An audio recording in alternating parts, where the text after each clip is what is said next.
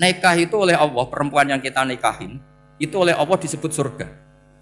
Saya punya bukti, misalnya gini ayat ya, wala tangkihul musyrikati hatta yu'min, wala amatum mu'minatun khairum min musyrikati walau a'jabatkum. Terusannya ayat wala tangkihul musyrikina hatta yu'minu, wala abdu mu'minun khairum min musyriki walau a'jabakum. Terusannya ayat ulaika yad'una ilan nar. Para musyrikah yang ingin kamu nikahi karena mereka non muslim atau kafirah atau musyrikah itu hanya mengajak kamu masuk neraka. Maksudnya ngajak itu kan bisa saja kamu tertarik perempuan tadi sampai kompromi merubah akidah kamu. Terusannya ayat wallahu yad'u ilal jannah. Harusnya dengan perbandingan kamu jangan menikahi musyrikah. Logika perbandingannya kan wallahu yad'u ila nikahil mu'minah. Saya ulang lagi, harusnya muqabalahnya kan wallahu yad'u ila nikahil mu'minah. Allah mengajak kamu supaya menikahi mu'minah. Tapi kata mukminah sama Allah diganti wallahu yad'u ilal jannah. Allah mengajak kamu masuk surga. Ila nikahil mu'minah. Assalamualaikum warahmatullahi wabarakatuh. Sahabat berkah yang dirahmati Allah, semoga senantiasa dalam keadaan sehat walafiat dan dalam lindungan Allah serta mendapatkan rezeki yang melimpah. Amin amin ya rabbal alamin. Alhamdulillahirabbil alamin. Kali ini Kulit Berkah Ilmu bersembahkan ceramah Gus Baha yang dalam kajiannya membahas tentang mubah dan istrimu adalah ibadah dan surgamu. Semoga bermanfaat. Mari kita ngaji bersama. Saya tadi jagungan sama beliau sama Profesor Said Aqil Al-Munawar. Beliau cerita sebetulnya sekolahan saya itu tentang usul fikih, tapi terkenal saya Profesor Tafsir. Tapi saya suka ilmu usul fikih, meskipun korbannya ya banyak. Biasanya orang jadi liberal gara-gara ya usul fikih. Sebenarnya nggak perlu dipikir lah itu macam-macam. Begini, dalam usul fikih yang mainstream itu kan ada hukum wajib, haram, ya makruh, terus macam-macam lah. Termasuk ada mubah. Mubah itu boleh dilakukan, boleh ditinggalkan. Dalam ilmu usul fikih sebetulnya definisi mubah boleh dilakukan, boleh ditinggalkan itu salah. Karena begini, setiap Anda melakukan sesuatu yang mubah, pasti di saat itu meninggalkan sesuatu yang haram. Saya ulang lagi ya. Ithma min mubahin illa wa yatahaqqaqu bihi tarku haramimma. Semua teks di Lubul Usul seperti itu. Memang saya hafalkan karena ini cara saya jadi wali yang mudah murah.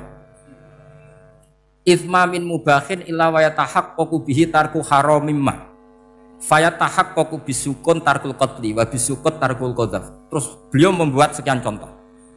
Hukum mubah itu kata ulama yang lain kan boleh dilakukan, boleh ditinggal. Itu tidak benar. Mubah itu ya wajib, karena setiap kita melakukan mubah maka saat itu berarti kita meninggalkan barang haram. Coba orang tidur itu artinya apa? Tidak zina, tidak maling, tidak selingkuh, tidak mabuk. Sampean di pondok nikmati jagungan, rokokan, ngopi. Artinya nikmati rokok, nikmati kopi, tidak menikmati tontonan di bar. Makanya kita berharap malaikat itu belajar usul fikih sehingga ketika kita rokok di pondok dilihat hada taroka melihat bar, wahada taroka melihat dangdutan. Wahada, jangan sampai malaikat bilang gini, dasar kere rakra delok. Itu repot kalau sampai begitu. Nah, kalau mubah itu artinya tarkul haram. Tarkul haram itu wajib apa sunat? Wajib kan? Berarti setiap orang melakukan mubah hakikatnya melakukan wajib dan itu artinya dapat pahala. Salah sampean ngajine ra khatam, dadi nglakoni mubah ku mengira tetap mubah. Maka berbahagialah orang yang ngajinya khatam. Makanya setahu saya kiai-kiai Mbah Mun ya sering guyon. Setahu saya Mbah Mun kalau ketemu Mbah Mus ya guyon terus. Guyonnya ini adalah waminal qutbi kata Imam Ghazali. Qutbu hadzal al-istilzat bil mubahat. Poros agama ini pada akhirnya adalah nikmati sesuatu yang dibolehkan Allah Subhanahu. Orang itu kalau fasik, mau makan siang aja kalau nggak ditemani perempuan cantik nggak bisa makan.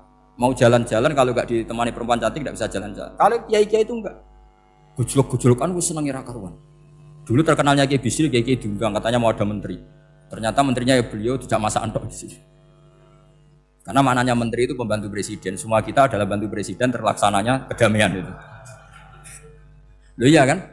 Saya berkali-kali ngomong di mana-mana. Apa artinya menteri pertanian kalau kita tidak nanam padi? Mbok pinternya kayak apa tetap nggak ada ketahanan pangan. Sekarang menjadi ketahanan pangan itu rumusnya menteri apa karena petani mau nanam padi? Itu hakikatnya membantu presiden dalam ketahanan pangan. Cuma petani lebih keren karena tidak butuh digaji. Kalau menteri ya keren tapi kurang keren karena masih dapat apa? Gaji. Akeh tunggale lan mikir untuk gaji. Nah petani ndak mikir nggak dapat gaji. Oh itu keren. Selalu rakyat lebih keren dibanding pejabatnya. Memang gitu aturannya begitu. Aturannya begitu. Kamu saja yang kurang syukur. Jadi rakyat tuh gremeng, enak jadi menteri. Ya sudah itu hak kamu. Tapi saya tidak berpikir seperti itu. Maka saya ulang lagi ya. Kenapa saya ngomong seperti ini? Supaya tadi saya sudah bilang, saya sudah nggak menang dalam suara, harus menang dalam logika. Karena ini audisi, ini audisi. Di kabar Mbah Mus, nanti yang menang siapa tidak tahu saya. Tadi Pak Muat, sekarang saya, kemarin Gus Zofur nggak tahu saya. Nanti masuk nominasi apa nggak tahu. Begini, kalau artinya fi'lul mubah itu tarkul haram, saya ulang lagi. Kalau fi'lul mubah itu artinya tarkul, maka mubah ini spesial sespesialnya. Sehingga Allah kadang ngendikan sederhana sekali. Wa min ayatihi manamukum billaili wan nahar. Termasuk ayatnya Allah adalah kamu ditakdir tidur malam hari maupun siang hari. Kalau kamu enggak malam hari, subuh hari, pagi hari, siang hari. Kenapa dihitung wa min ayatihi? Sekarang kalau ada pakar medis, pakar kesehatan bilang, ini kalau kurang istirahat mati, jantungan. Berarti tidur adalah menghilangkan penyakit jantung. Obat paling mandi dengan orang rutin tidurnya itu masih mandi orang rutin tidur. Kamu beli obat harganya 1 miliar tapi nggak pernah tidur 3 hari, tetap taqabbal Allahu minna minkum taqabbal ya karim. Maka yang penting itu obatnya apa tidurnya? Tidurnya yang dibantu obat. Tapi kalau obat tok nggak dibantu tidur, masih sakit. Berarti penting mana tidur sama obat? Karena penting tidur wa min ayatihi. Orang kayak sampean sering delok YouTube, delok gambar semacam-macam. Barokah mana dengan tidur? Wong nak melek mripate delok macam-macam. Barokah tidur. Jadi tidur adalah perlawanan terhadap keinginan melakukan haraman. Ya, saya ulang lagi, tidur itu adalah perlawanan terhadap keinginan melakukan keharaman. Jadi kalau mau tidur nyati gini, ya Allah, siap tidak berangan-angan tentang maksiat terus tidur. Oh, itu wa min ayatihi. Jangan kok gak di duit terus ngombe sing akeh ben iso ngantuk. Wah ini tidur yang untuk melawan kemiskinan. Supaya lupa utangnya tidur, lupa kasusnya, itu udah akan jadi wali yang seperti itu. Kalau jadi wali tak gugat ya. Nah, sehingga karena mubah itu tarkul haram, Allah itu sering menghitung ibadah yang super itu halal mubah. Misalnya Allah ngendikan kulu washrobu, kamu harus makan. Sekarang gini, jaga kesehatan itu wajib enggak? Wajib. Kalau saya tidak sehat tidak bisa ngaji di sini. Apalagi Mbah Mus kalau nggak sehat ditunggu orang se-Indonesia fatwanya. Dan di antara cara sehat kamu harus makan. Kalau nggak makan sakit. Lalu makan dengan posisi menyehatkan orang yang bisa fatwa, bisa mulang, bisa macam-macam. Posisi ini super apa tidak super? Super. Maka Allah kadang sederhana ngendikan ibadah itu kulu wasrobu jom kowe yo mangan yo. Tapi ayat ini menjadi tidak hebat kalau dibaca orang tidak pernah ngaji usul fikih. Pangeran piye toh? Di ngongkon mangan kowe dikongkokno kulu. Wis ora usah ngono ya wis mangan. Rusak Quran kena makna ngono iku rusak. Kamu tahu superiornya ayat kulu wasrobu kalau belajar fa inna fi'lal mubah berarti tarkul haram karena saat melakukan mubah artinya tarkul haram. Dan tarkul haram itu penting. Sekarang gini, merusak diri sendiri haram apa enggak? Haram. Untuk supaya tidak rusak kamu harus makan. Berarti makan wajib apa sunat? Wajib. Lho sing haram itu kalau tulung piring dintekno. Nah, dengan cara pemaknaan seperti ini, Quran akan superior. Bahkan di ayat-ayat yang kelihatannya sederhana, kulu washrobu wala tusrifu. Ketika Nabi Musa dimenangkan mengalahkan Fir'aun, itu Allah firman pertama gitu. Kamu harus makan mimma razaqnakum. Cuma syaratnya wala tatghaw fihi fayakhilla alaikum ghadab. Kalau kamu berlebihan nanti dapat ghadab saya. Nah, khawatir saya kalau ilmu ini sudah hilang, terus ayat-ayat yang biasa tentang kemanusiaan dikira biasa. Padahal ayat ini super, misalnya nikah. Nikah itu oleh Allah, perempuan yang kita nikahin, itu oleh Allah disebut surga. Saya punya bukti, misalnya gini ayat ya. Wala tangkihul musyrikati hatta yu'min, wala amatum mu'minatun khairum min musyrikati walau a'jabatkum. Terusannya ayat, wala tangkihul musyrikina hatta yu'minu, wala abdu mu'minun khairum min musyriki walau a'jabakum. Terusannya ayat, ulaika yad'una ilan nar. Para musyrikah yang ingin kamu nikahi karena mereka non muslim atau kafirah atau musyrikah itu hanya mengajak kamu masuk neraka. Maksudnya ngajak itu kan bisa saja kamu tertarik perempuan tadi sampai kompromi merubah akidah kamu. Terusannya ayat, wallahu yad'u ilal jannah. Harusnya dengan perbandingan kamu jangan menikahi musyrikah. Logika perbandingannya kan wallahu yad'u ila nikahil mu'minah. Saya ulang lagi, harusnya muqabalahnya kan wallahu yad'u ila nikahil mu'minah. Allah mengajak kamu supaya menikahi mu'minah. Tapi kata mukminah sama Allah diganti wallahu yad'u ilal jannah. Allah mengajak kamu masuk surga. Ila nikahil mu'minah. Artinya gini, setiap kamu hubungan intim sama istri kamu itu adalah menjadi kamu tidak zina. Jadi kalau kamu tidak zina, barokahnya istri kamu ini penopang kamu masuk surga. Makanya Rasulullah pernah ditanya, ibadah itu apa saja? Nabi secara ringan diantara jawabannya, wa fi buti ahadikum shadaqah. Sudah kamu ngumpul istri kamu itu ya ibadah. Terus kata sahabat-sahabat, ya Rasulullah ayati ahaduna syahwatahu wa walahu ajrun. Yang benar saja Rasulullah, masa urusan itu dapat pahala gitu. Nabi jawabannya ya enteng, alaih salawatu fi haramin aka ana ali wisrun. Kalau dia salah yang dikeloni kan ya dosa. Berarti kalau ngeloni yang benar juga pahala. Berarti istri kamu itu jannah surga. Cuma jannah yang agak aneh karena rewel itu agak aneh. Jadi itu jannah yang agak aneh. Maka supaya jannah ini tidak aneh, kata Rasulullah itu cara bersuami istri itu, kata Rasulullah, halla jariyatan tula ibuka wa tula ibuka. Sebagian riwayat, halla jariyatan tudhahikuha wa tudhahikuka. Kamu cari perempuan yang gampang guyon, gampang rileks. Mula abah itu rileks, mudhahaka ya rileks. Saya berkali-kali cerita, saya ini termasuk orang yang nggak pernah diskusi penting sama istri saya. Karena takut tegang. Biasanya kalau tegang itu yang suaminya kalah. Jadi saya itu nggak pernah diskusi penting. Saya kemarin mau ke Pasuruan ya, mau ke Peloso itu ditanya, mau kemana? Ya tidak tahu. Terus pulangnya kapan? Ya nggak tahu. Wong kok rohan. Ya saya senang saja. Enggak roh itu artinya kan bodoh. Orang bodoh itu enggak mukallaf, artinya enggak dosa kata saya.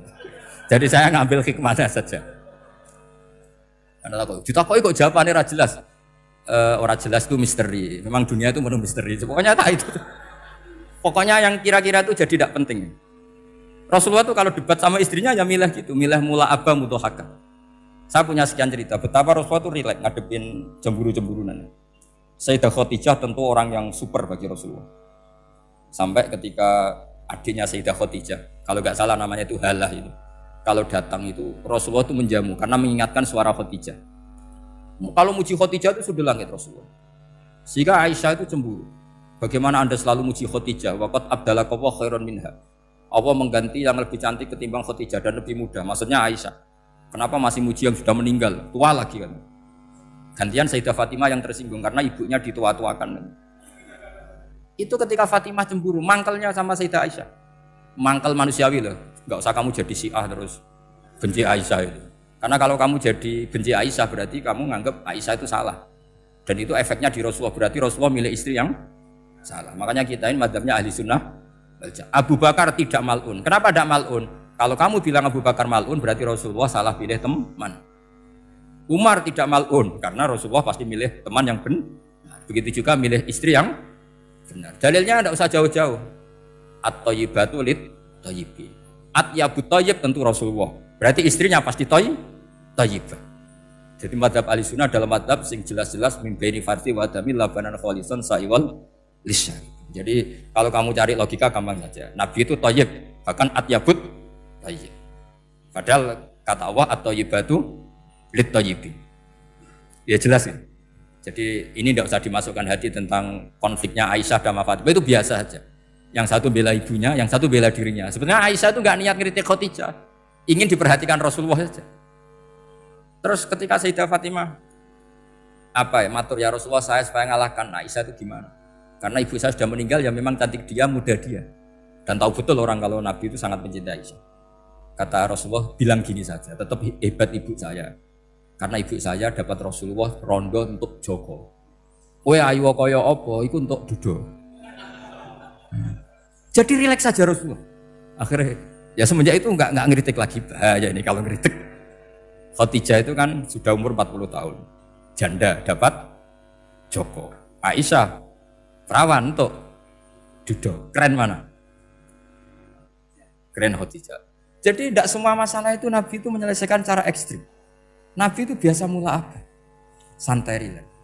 Nah, kalau para mbak-mbak ini ingin jadi surga yang nggak aneh, syaratnya jangan rewel karena di surga itu nggak boleh ada orang rewel. Tapi kalau nggak rewel sementara suami kamu udah bener, ini namanya goblok. Maka kata Mbak Mun kalau ngijazahi santri-santrinya, "Cung bojomu kudu rewel, enggak ngono fakir," kata Mbak Mun. Tapi santri yang di belakang gremeng, "Iya, Mbah, nak fakir, nak jantungan mati." Makanya sering itu. Jadi di antara ulumil Quran itu ada istilah maudhi'ul mutmar mengganti maudhi'ud dhamir atau maudhi'ul lafzi menggantikan lafdzan akhar. Itu memang agak jadi medhi ilmu tafsir. Tapi bagi pelakunya itu menjadi gampang. Ya tadi, ketika Allah melarang nikah hal musyrikah, saya ulang lagi. Ketika Allah melarang nikah hal musyrikah, normalnya perbandingannya kan wallahu yad'u ila nikahil mu'minah. Tapi sama Allah diganti, wallahu yad'u ilal jannah. Itu menunjukkan bahwa nikahul mukminah adalah al jannah. Karena kamu hubungan intim ya ibadah, diwabuk kowe sabar ya ibadah, nafaqah ya ibadah, neng-nengan kejahatan senjata juga ibadah. Seru Bang, neng-nengan itu seru. Karena memang di antara sistem tubuh kita itu butuh masa-masa jeda. Itu mari cerdas. Karena tubuh kita ini tidak hanya butuh seneng, tapi juga butuh susah. Susah itu melahirkan kearifan. Jajal bojomu tahu minggat, mesti kearifan kamu meningkat. Jadi minggat itu ya penting. Nikmati saja. Loh, ini saya nggak ngajari keburukan. Memang seperti itu. Nah, saya berharap ilmu usul fikih ini tidak boleh hilang. Karena dengan ilmu usul fikih kita tahu mubah adalah tarkul haram dan tarkul haram adalah wajib. Maka Allah sering sekali membicarakan sesuatu yang mubah itu superior. Kayak tadi wa min ayatihi manamukum billaili wan. Nah, termasuk ayatnya Allah adalah kami itu tidur. Cara berpikir tadi, kalau saya tidak tidur sakit, kalau sakit habis biaya banyak. Sementara tidur hanya butuh seperti ini. Betapa baiknya Allah dengan tidur bisa menjaga kesehatan yang kalau tidak dijaga berbiaya tinggi. Berarti hadan naumul ibadah. Terus ulama bilang tidur itu ibadah kalau niatnya litaqawi alal ibadah. Tapi nak waya blojo turu lah itu sing masalah. Tapi tentu ilmu itu ada pembanding. Sekarang ketika kamu tidur itu tarkul wajib apa tarkul haram lah itu masalahnya.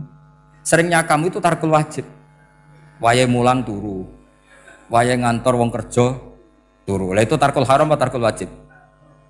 Tarkul wajib. Kalau tarkul wajib berarti status tidur kamu haram. Sudah pinter ini sudah maju ini sudah maju.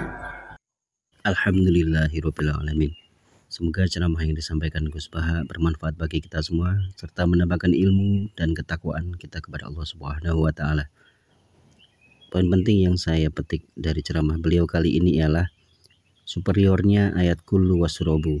Kalau belajar fa inna fi'lal mubah berarti tarkul haram. Karena saat melakukan mubah artinya tarkul haram. Dan tarkul haram itu penting. Seperti Gus Baha tadi mengistilahkan seperti kita sedang makan. Dan yang berikutnya ialah bab nikah. Nikah itu oleh Allah, perempuan yang kita nikahi itu oleh Allah di surga. Contoh ayatnya bila diterjemahkan seperti ini. Para musyrikah yang ingin kamu nikahi karena mereka non-muslim, itu hanya mengajak kamu untuk masuk ke neraka. Yang dimaksud adalah dikhawatirkan jika Anda menikahi seorang musyrikah, suatu saat nanti Anda terjerumus dan ikut dalam agama musyrikah itu tadi. Jadi Allah ngajak Anda masuk surga dengan cara menikahi mukminah. Artinya yang disampaikan Gus Baha tadi seperti ini. Setiap Anda berhubungan intim suami istri, itu adalah menjadikan Anda tidak zina. Karena tidak zina, barokahnya istri Anda menjadi penopang Anda masuk surga. Seperti Rasulullah SAW pernah ditanya, "Ya Rasulullah, ibadah itu apa saja?" Nabi menjawab, "Kamu mengumpuli istri kamu itu ibadah." Serta panjang lebar Gus Baha juga membahas tentang hukum mubah. Semoga ceramah singkat yang disampaikan beliau kali ini bermanfaat bagi kita semua, menambahkan iman serta ketakwaan kita kepada Allah Subhanahu wa taala. Amin amin ya rabbal alamin. Mohon maaf apabila ada kesalahan dan kekurangan. Wassalamualaikum warahmatullahi wabarakatuh.